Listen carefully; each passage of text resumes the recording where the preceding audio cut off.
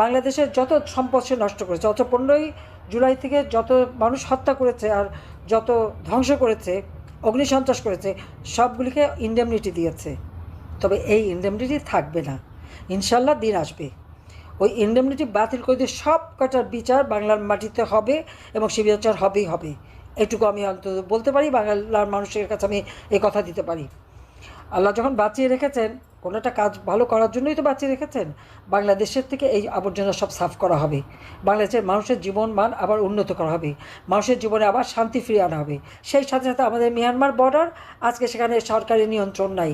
ইউনুসকে আমি জিজ্ঞাসা করি, আমার দেশের স্বাধীনতা সার্বভৌমত্ব ক্ষুণ্ণ করার অধিকার তাকে কে দিয়েছে?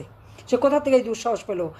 আমি যতদিন আমি ক্ষমতা ছিলাম, আমার প্রত্যেকটা বর্ডার তো সিল করা ছিল, নিরাপদ ছিল। আজকে সেই বর্ডারে নিয়ন্ত্রণ হারালো কীভাবে? একটা রাষ্ট্র চালাতে সম্পূর্ণভাবে ব্যর্থ, স্বাধীনতার সার্বভৌমত্ব